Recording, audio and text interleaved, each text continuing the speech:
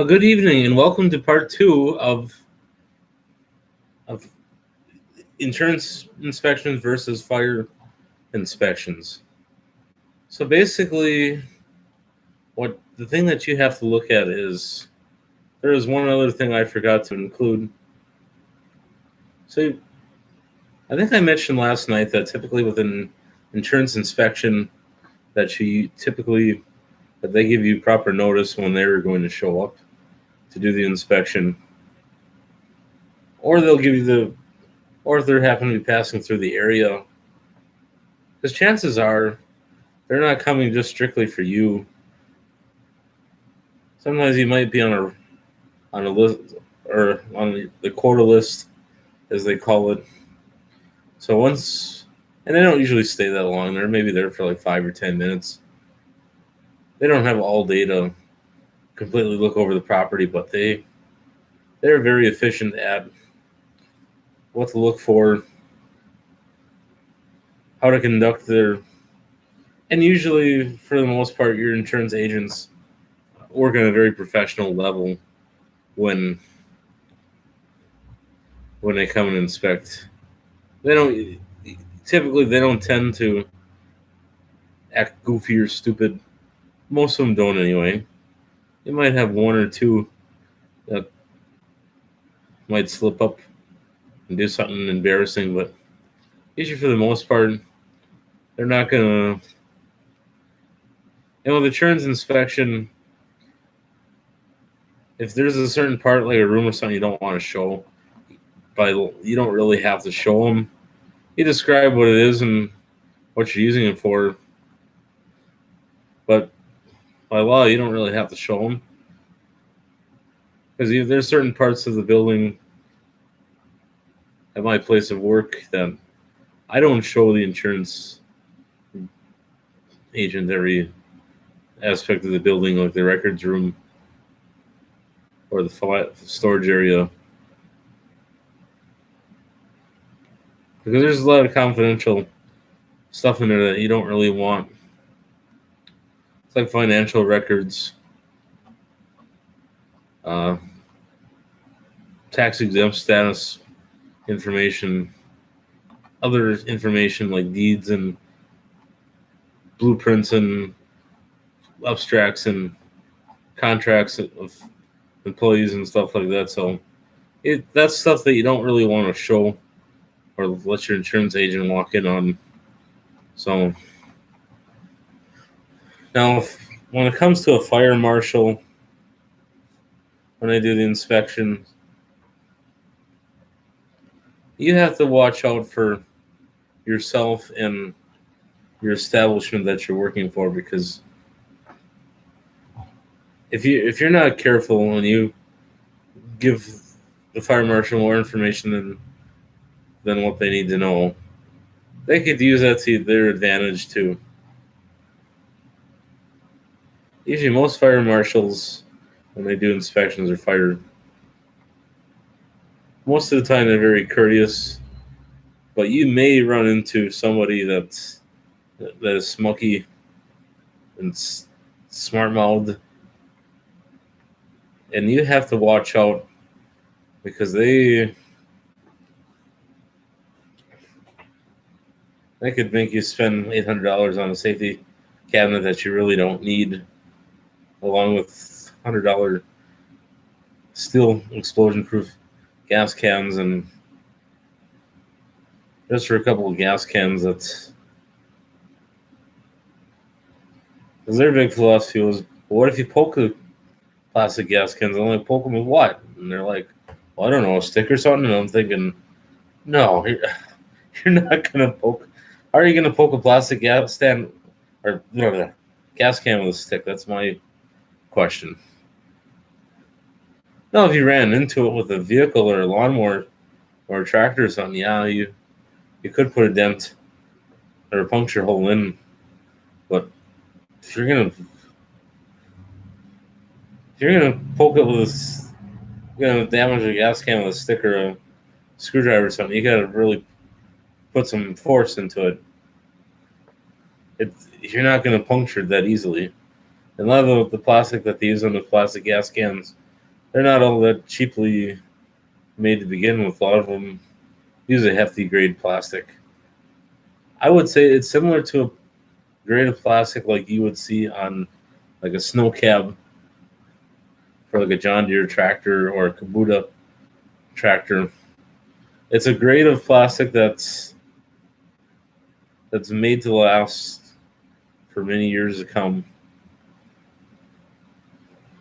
Probably not eternity, but I would say at least a good 20 years or so that they're rated. But the thing that you also have to look at is sometimes if your local fire department might get carried away and or they might even misbehave depending on. No, I'm not naming any departments that have done so, but in my experience, I've encountered a few firemen that have really had some goofy quirks. I'm not going to name where or when that happened or who, but some of the behaviors that I've witnessed from some of from certain fired people, it, the repulsiveness of some of it makes you to question is are they mentally fit to even be a firefighter if they act like that? Should they even be allowed to be part of the organization if they're going to act like that? Some of them I've encountered are decent for the most part, but there's like one or two of them that over time that surveillance cameras and they're jumping up and down in front of them making faces, and I'm thinking, oh, come on. You're supposed to be a fire inspector, not a doofus acting like a clown. I didn't say anything. I just kind of had a disgusted look on my face and just kind of like, oh boy, let's get this done and over with before they do something even more ridiculous. Or let's say we're going to use this building for an instance. I don't own the building here. This is just the building. I'm just leasing this apartment here, as the landlord calls it. And there's a fire inspector that came through here,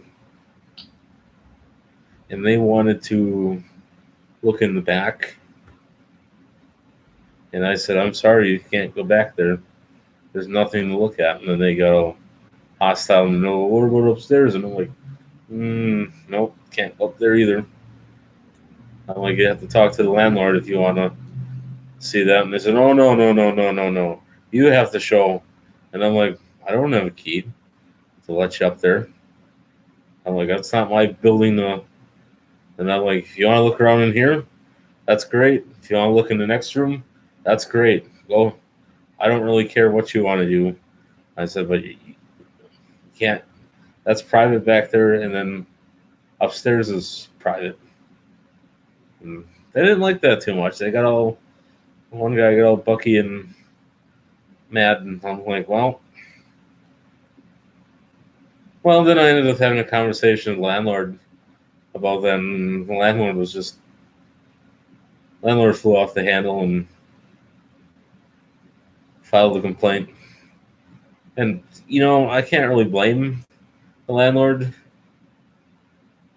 because, first of all, if you, like, this front half of the building is rated for commercial use, and that's exactly what it's being used for. But the back half, that's not open to the public, and the upstairs is not open to the public either. That's completely private. It's basically living quarters up there for somebody. So, but legally, if that's a living quarters up there, you can't really make an inspection out there. Now, if it was part of the business, yeah, then they would be able to make the inspection. But since it uses living quarters, then it's exempt from being inspected. And actually, I'm kind of glad. Thank goodness I've never experienced any physical distress from a fireman, like breaking down a door, taking something, smashing it up, or well, it's the thing that you have to look out for is that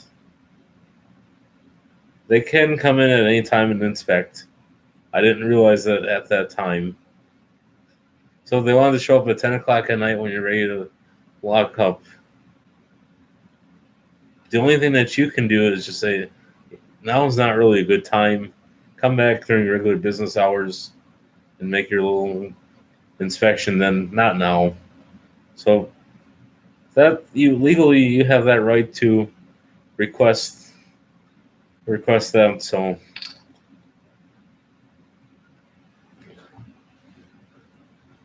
but basically a lot of your fire organizations, most of them have courtesy of calling you first and making an appointment.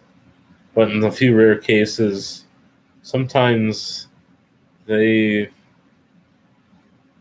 don't do that. They just show up, especially when you're during your worst times, or if you're in the middle of a crisis or something, or if you're in the middle of a bipolar up or down or something. Of course they're gonna show up. Of course they're gonna. That's usually how it works with a lot of those organizations. When you don't want them around, then that's when they come. But then when you like them to come and inspect, when it's convenient for you, then they don't come. Or when you least suspect, like let's say that you got your room tore apart and you're reorganizing, that's when they come and then they ding you for all this mess and then you're like, well, you just happened to caught me at a bad time. And a lot of the firemen that come in, they try to make small talk with you and try to get to know you. And I admit I have snapped at a few of them over time, but just kind of out of self-defense, more or less. But a lot of those people now I've kind of lightened up, and I wouldn't say we're friends, but they're the kind of people that would kind of look out for you now. You do stuff for them, they do stuff for you. You advertise for them, they'll advertise for you. You help them with information, and they'll accommodate you. And then sometimes they'll even show up here, but they just want to sit and talk. So, and actually, it's not the worst to just to kind of play along with it. And even if you're really busy running a business, if you got a fire marshal that stops in and wants just to say hi, then just let them do it. Not only does it look good on your part, but chances are that they'll spread the word or good information about you.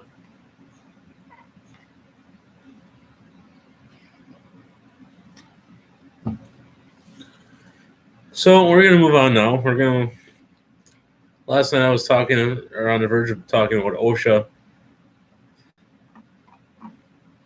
So what we're gonna get into here is OSHA is a government-run program, which most of you are probably aware of what OSHA does. OSHA is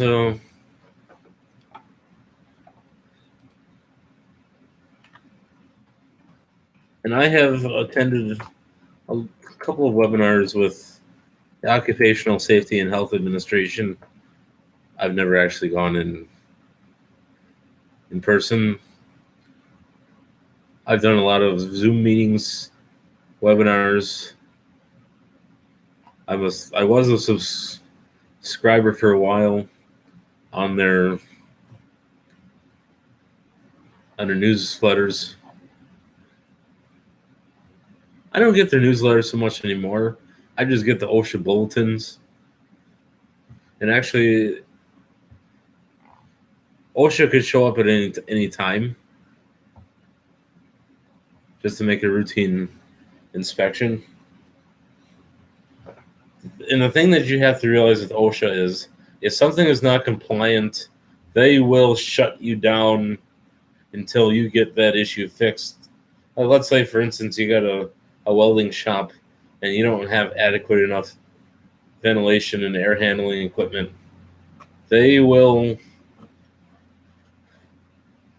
force you to close your door and shut down until you get the proper ventilation installed. And for instance, like a school, let's say like a tech ed shop, for instance, if you got students that are goofing around and they're making it a haphazard situation, and OSHA just happens to be there nosing around, they will shut that shop down permanently. And if they caught wind that you were still acting and working in there, oh, you don't want to find out what the repercussions of running the school tech ed shop. That is something that you don't. And a lot of times, OSHA, it's not the school so much or pre-existing factories that OSHA shows up at, but a lot of times job sites where they're doing construction or alarm work or remodeling. Don't be surprised if OSHA makes an unexpected visit, because they want to make sure that you're following all the safety guidelines. Like, for instance, why don't we see let's look at the OSHA guidelines for returning back to work. Now, you're not going to be able to see it on my screen, and I'm sorry for that. So, planning for reopening, all employees should monitor health department communications and understand how the communities in which their workplace are located are progressing through reopening phases. So, identifying in the guidelines of opening up America again.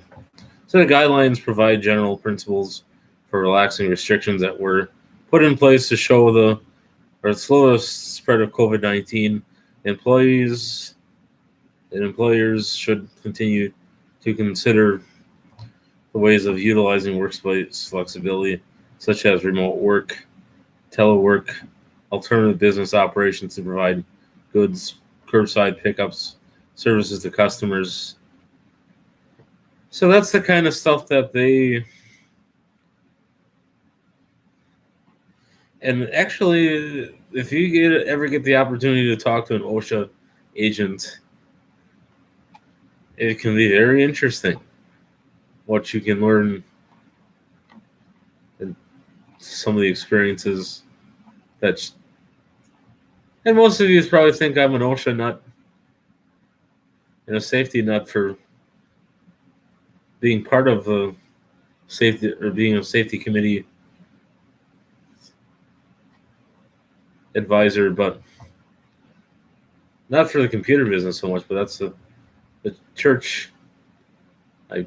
That's part of my job duties. Even though that was never on my job title, but when you work for a church, you wear the hats of many different people. There I go from being part of the clergy, down to maintenance, down to buildings and grounds, to IT, safety, and the only thing I haven't had to worry about yet was being the director of buildings and grounds. And honestly, I don't think I want to be the director of buildings and grounds because you get so many complaints from random people, and I get a brunt of it myself, but I just tell people what they want to hear, and then they're happy. That's not really a good way of doing it, but sometimes to get them off your back, you got to sometimes tell people what they want to hear, even though how ridiculous it seems.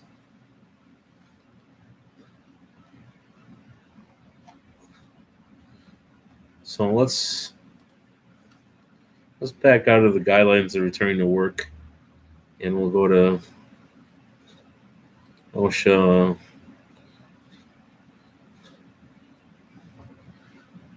And actually, the interesting thing with OSHA is you have to basically, so if you're reporting something to OSHA, you can actually remain anonymous. So let's say that your employer refuses to give, like, let's say respirator or something, or the proper safety equipment. You can anonymously call OSHA, and OSHA will do an investigation. And the person that reports anonymously will not get in trouble. Now, unless the person got so guilty that they tattled on themselves. But the reason that OSHA has that program is to protect people from getting fired from their jobs. And they're not getting fired because they're doing a bad job. A lot of times people get fired from their jobs after they make a complaint or suggestion about safety equipment, is because the employer knows that they need that, but the employer doesn't want to hear it. And the employer will go as far as they can to cover up any issues or problems. So, and basically for an employer to do that, to fire somebody because they requested a mask or something, or a respirator or safety goggles, or a hard hat or something, or safety toed shoes, or better ventilation or something. A lot of employers try to cut corners when it comes to safety equipment, and that's a very bad thing. The more safety you have in the workplace, the better outcome it'll be. Not only will OSHA go easier on you if you comply with their rules and regulations, but your employees will be a lot safer as well if you follow the recommended guidelines for the proper safety.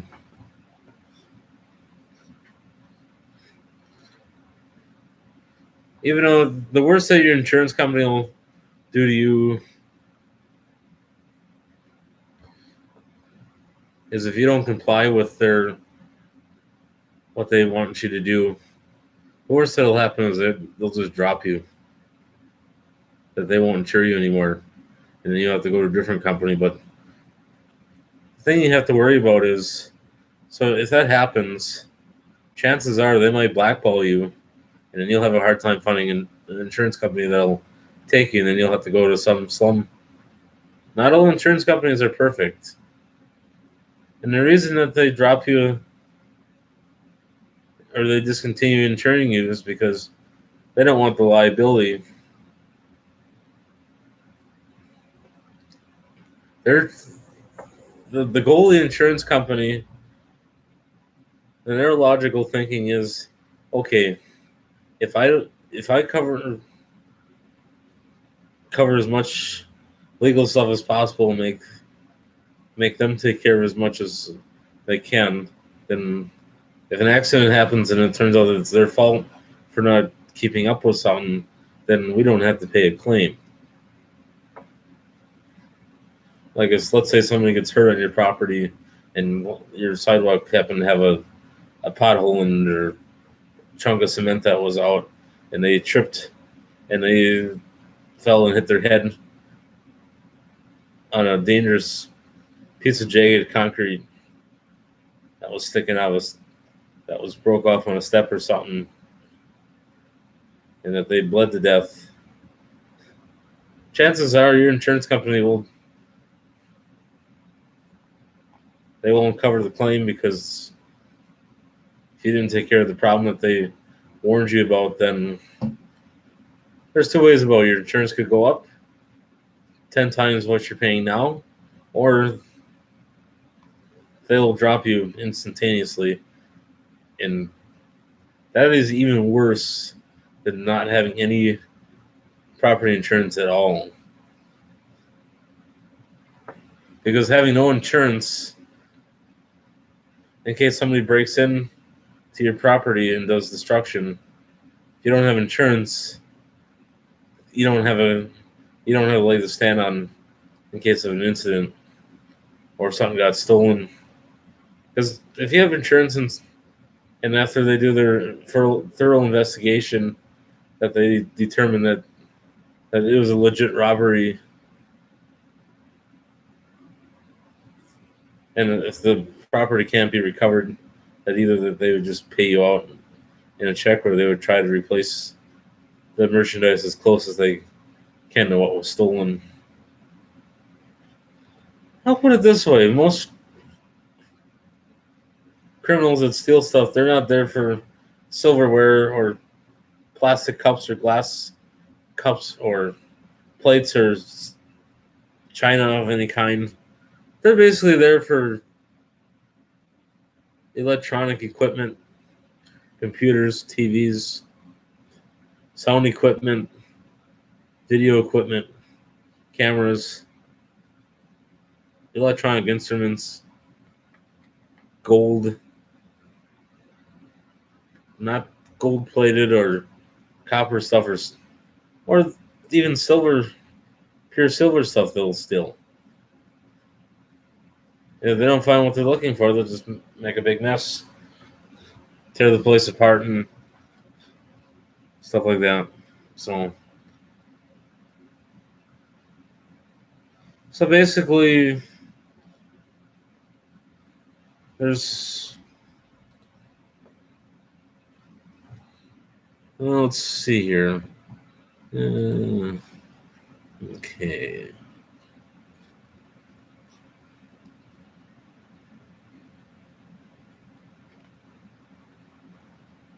Let's see what they have here.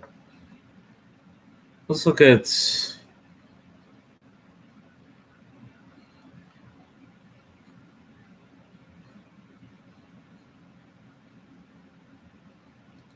heat, for instance.